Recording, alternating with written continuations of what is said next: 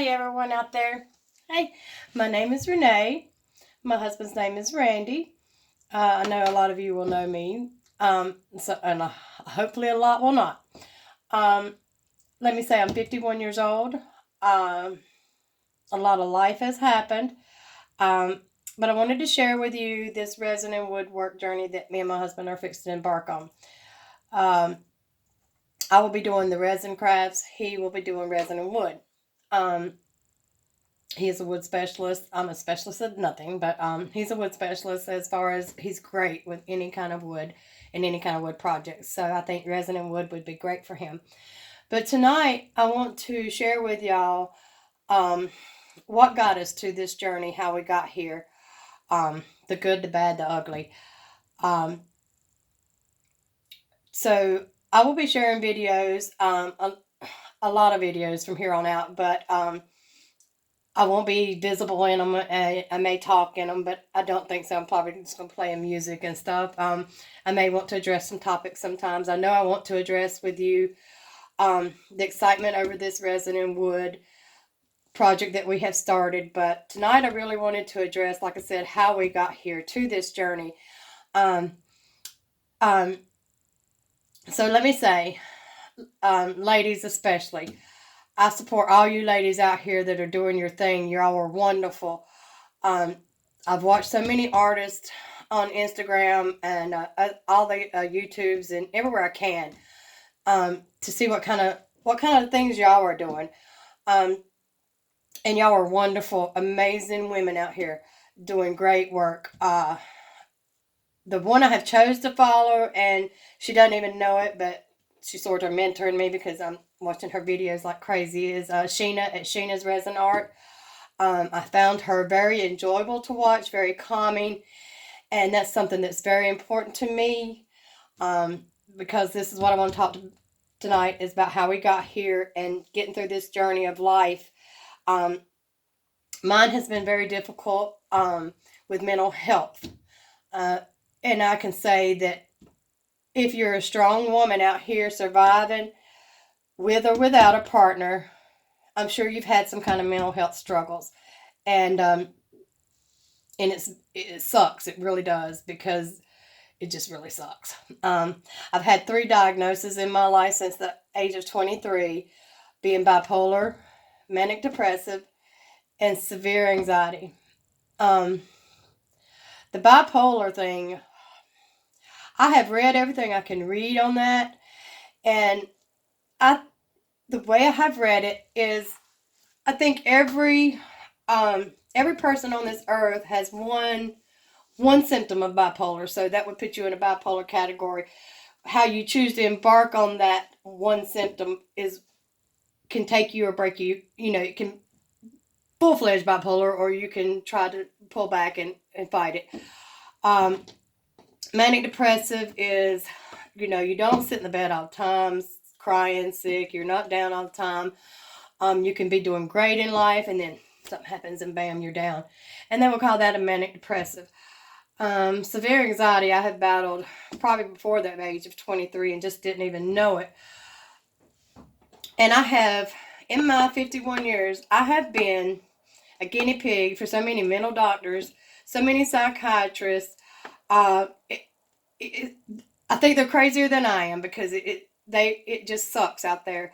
They want to put you on every medication under the sun. What helps? Well, none of it helps me, ladies. None. I've been on every antidepressant. I've been on everything for anxiety. So I'm gonna tell y'all to this day, for the last 2 years, I have took nothing for bipolar or manic depressive. For the last year, I have took nothing for anxiety, and that's a big deal, a really big deal for me because I've been on Xanax for anxiety for I couldn't even tell you how many years. So it's been a battle. Um, so let me tell you, the bipolar manic depressive, it took a lot of years to get under control, and the main thing is to find your triggers. For me, like everything I say tonight will be based on me, and I hope it helps someone. But if it doesn't, that's fine too. Just this is my story, so I will not speak for anyone else or say this is how you should do life and this is how you should treat yourself. This is not the case.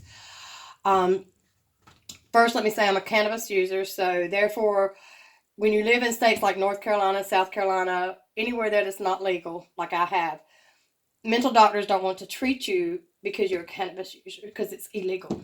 So I don't know how the states where cannabis use is legal, how they're treating their mental health patients. That's none of my concern, but obviously there's a way, and our doctors will have to figure it out here in these states when it's legal at some point. I'm sure too how to deal with this. But until then, so that's been the battle for me. Yes, I could quit the cannabis use and get treated on these medicines that are supposed to be so much safer than cannabis, but that's my choice to not do that. So with bipolar, manic depressive, what I have learned, and it took a great, great lady in my life named Marianne Alata to teach me that you have to find your triggers. She was an outsider, so her looking in my world, she could see the things that triggered me to get me on the level of crazy, as they call it. So she helped me learn those triggers and how to approach those triggers and to see them coming. So that was a big breakthrough in my mental bipolar manic depressive right there, was having a positive person like this to help you without shoving pills down your throat. Okay. So now the anxiety is a great battle because on days I do great and some days I can feel it rearing its ugly little head. So, but the anxiety has always been the biggest kicker in my life. And let me tell you, ladies, I don't say run out and do this, but this is what has helped me. So last year, in April of 2019, my husband went and got him a beehive, honeybees. So, him having his honeybee hive, he had had it about a month. And I was just an observer of this because I really wasn't interested in bees, of all things. But after watching him associate and be around with his bees and everything he was doing, I was really interested. And I had to get in the hive. So we got me a suit and gloves and all this. And I suited up. I started going in the hive with him. Well, let's just say the next month, I had to have my own hive. Okay? Currently, we have 5 beehives. And currently, Renee's anxiety is about non-existent. These honeybees, believe it or not, have calmed this 51-year-old lady down like no other. And I'm not saying they've taught me anything about anxiety. It's just that they're such beautiful creatures that the work they do is amazing. Just in general, much less the honey you get off of them, okay? Sweet, sweet honey, which we just got our first jar. But anyway, so believe it or not, having these honeybee hives has calmed me down tremendously. And once you get to a point in life like that where you seem like all your issues are under control, if not gone, then you can actually start to see some good in life.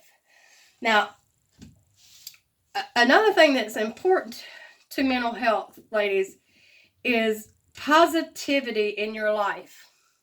Everyone needs positivity in their life in some shape or form. And my husband has always been a firm believer and sayer of surround yourself with good people and good things will happen. You have to soak that in to really understand that. Because I have a lot of friends in my life, good ladies. But I had one bad.